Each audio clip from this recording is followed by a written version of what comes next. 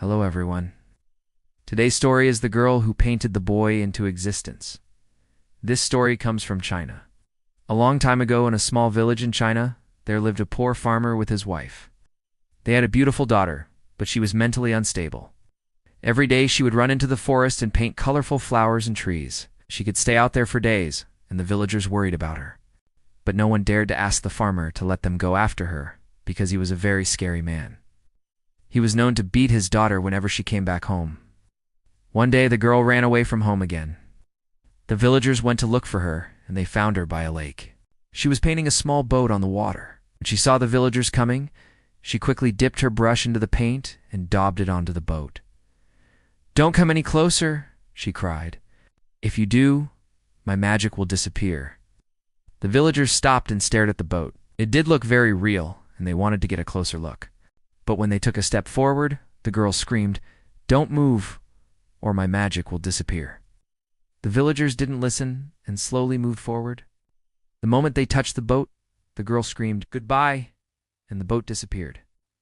Only then did the villagers realize that she wasn't crazy. It was a fairy who lived in the lake. She had been painting a boat so she could sail away to the fairy realm. But now that they had destroyed her boat, she could never go back home. She would be trapped on Earth forever. The villagers were scared. If she stayed in the human world, the world itself would be in danger. She was a water fairy and could control all the water in the area. She could cause floods or droughts whenever she wanted. In order to save the human and fairy realms, the villagers had to help her rebuild her boat. They gathered the finest paints and brushes and brought them to the lake. Then they stood back and watched as the fairy painted a new boat. It took her all day to finish, but finally she stepped inside. She looked at the villagers and said, "Thank you for your help. As a reward, I will grant each of you a wish." Then she dipped her paintbrush into the lake and disappeared. The villagers were excited.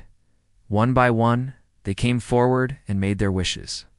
Some wanted gold, others wanted food. Few wished for their children to become healthy and strong. When it was the farmer's turn, he thought for a moment.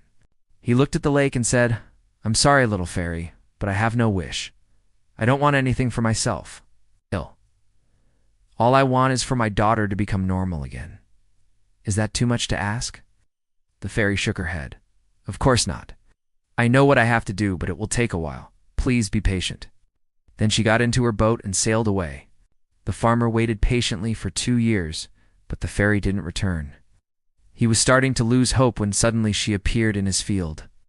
She was no longer dressed in colorful robes, but in simple clothes, like a human. And she wasn't holding a paintbrush, but a wooden hammer. "Father," she said, "I am no longer a fairy.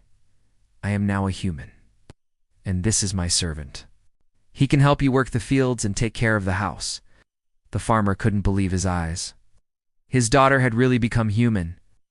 He threw off his ragged clothes and put on clean ones.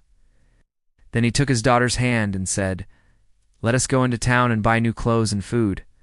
We will celebrate by having a big feast." As the farmer walked through the village, all the villagers stared at him.